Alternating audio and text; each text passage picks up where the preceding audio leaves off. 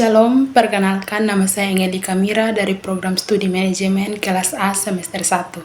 Tujuan saya membuat video ini adalah untuk melengkapi ujian akhir semester mata kuliah pendidikan agama Kristen. Di sini saya ingin menyampaikan khotbah saya dengan tema merancang masa depan berdasarkan rencana Allah.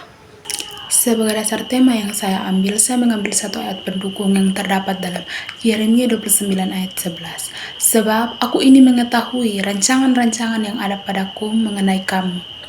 Demikianlah firman Tuhan, yaitu rancangan damai sejahtera dan bukan rancangan kecelakaan, untuk memberikan kepadamu hari depan yang penuh harapan.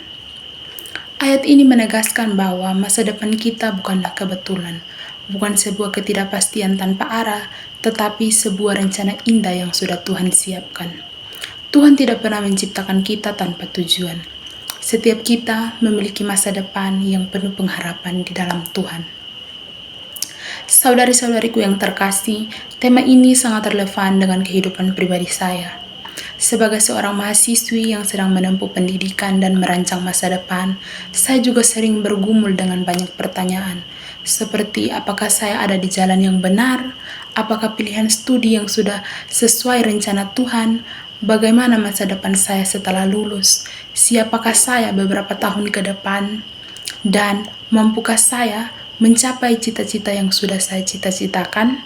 Saya seringkali merasakan khawatir tentang masa depan. Khawatir tidak berhasil, khawatir mengecewakan orang tua, bahkan khawatir kalau rencana hidup saya tidak berjalan seperti yang saya bayangkan. Saya yakin banyak dari kita pun merasakan hal yang sama. Tetapi di tengah pergumulan itu, saya belajar bahwa merancang masa depan tidak hanya mengandalkan kemampuan saya sendiri.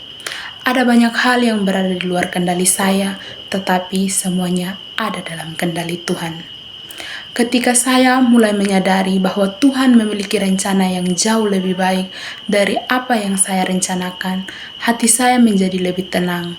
Saya belajar untuk lebih banyak berdoa, menyerahkan kekhawatiran saya, dan percaya bahwa Tuhan memimpin setiap langkah saya, baik dalam pendidikan saya maupun tujuan hidup saya secara keseluruhan. Tema ini menjadi sangat berarti karena saya sendiri sedang membangun masa depan, dan firman Tuhan menegaskan bahwa masa depan saya bukan ditentukan oleh kecemasan saya, tetapi oleh rancangan Tuhan yang penuh harapan. Banyak dari kita hari-hari ini berpikir tentang masa depan, tentang pendidikan, tentang kesuksesan. Kita membuat target dan rencana hidup dengan sungguh-sungguh. Namun seringkali kita melupakan satu hal penting, yaitu melibatkan Tuhan dalam rencana tersebut. Firman Tuhan berkata dalam Amsal 16 ayat 9, hati manusia memikirkan jalan hidupnya, tetapi Tuhanlah yang menentukan arah langkahnya. Artinya, kita sebagai manusia boleh merancang hidup kita, tetapi Tuhanlah yang memegang kendali. Tanpa Tuhan, rencana kita bisa runtuh, tetapi dengan Tuhan, rencana kecil pun bisa menjadi berkat besar. Apakah kita pernah memikirkan hidup tanpa melibatkan Tuhan seperti apa? Banyak dari kita hari-hari ini menjalani hidup hanya mengikuti keinginan pribadi, mengejar tujuan duniawi, tetapi jarang bertanya, apa kehendak Tuhan dalam hidup saya? Firman Tuhan dalam Yakobus 4 ayat 13-15 mengingatkan kita, sebenarnya kamu harus berkata, jika Tuhan menghendakinya, kami akan hidup dan berbuat ini dan itu. Ayat ini mengajarkan bahwa hidup kita sepenuhnya berada dalam tangan Tuhan. Masa depan kita bukan ditentukan oleh kemampuan, jabatan, atau keberuntungan, tetapi oleh kehendak Allah. Cara merancang masa depan menurut rencana Allah. Yang pertama, percaya sepenuhnya kepada Tuhan.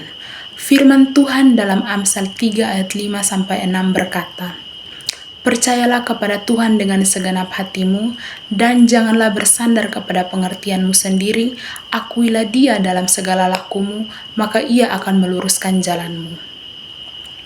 Ketika kita percaya kepada Tuhan, kita belajar menyerahkan rencana kita kepada kehendak-Nya. Kita tidak hanya mengandalkan pikiran sendiri, tetapi menyerahkan keputusan kepada tuntunan Tuhan. Yang kedua, utamakan Tuhan bukan dunia. Firman Tuhan Yesus dalam Matius 6 ayat 33 berkata, "Carilah dahulu kerajaan Allah dan kebenarannya, maka semuanya itu akan ditambahkan kepadamu." Ketika Tuhan menjadi prioritas, maka Tuhan sendiri yang akan mencukupkan kehidupan kita. Ia tahu apa yang terbaik dan kapan waktu yang tepat untuk memberkati kita. Yang ketiga, tetap percaya walau hidup terasa sulit. Dalam Roma 8 ayat 28 firman Tuhan berkata, "Allah turut bekerja dalam segala sesuatu untuk mendatangkan kebaikan bagi mereka yang mengasihi Dia." Kadang hidup terasa berat, doa terasa belum dijawab, dan jalan terasa gelap. Namun justru disitulah Tuhan sedang bekerja membentuk iman dan karakter kita. Di sini saya mengambil satu contoh kisah dari Yusuf. Bayangkan kisah Yusuf dalam perjanjian lama. Dalam usianya yang masih muda, ia punya mimpi tentang masa depan yang cerah. Namun, jalan menuju masa depan itu tidaklah mudah. Dibuang ke sumur, dijual sebagai budak, difitnah dan dipenjara. Secara manusia kita berpikir semua rencana masa depannya hancur total. Tetapi di balik penderitaan itu, Allah sedang menenun rancangan agungnya. Bertahun-tahun kemudian Yusuf berkata kepada saudara-saudaranya, "Memang kamu telah mereka-rekakan yang jahat terhadap aku, tetapi Allah telah mereka-rekakannya untuk kebaikan, dengan maksud melakukan seperti yang terjadi sekarang ini, yakni memelihara hidup suatu bangsa yang besar." Rencana Allah seringkali terlihat seperti jalan memutar di mata kita, tetapi pada akhirnya akan terbukti menjadi jalan pintas yang membawa kita ke tujuan yang lebih besar, melampaui apa yang kita rancang. Tuhan tidak pernah terlambat menolong, dan Tuhan tidak pernah salah merancang hidup seseorang.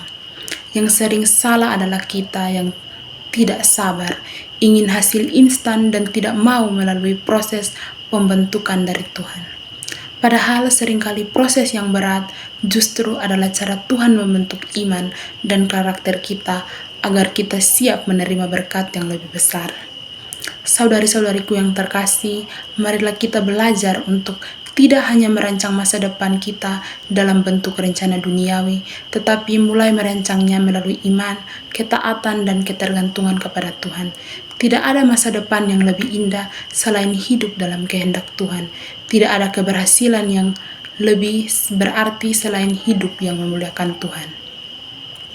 Saudari-saudariku yang terkasih, merancang masa depan itu penting, tetapi merancang masa depan kepada Tuhan jauh lebih penting.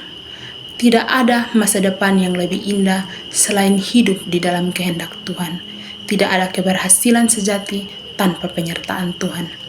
Hari ini Tuhan mengajak kita percaya kepadanya, menyerahkan hidup kita sepenuh kepadanya, dan merancang masa depan dengan iman, bukan ketakutan.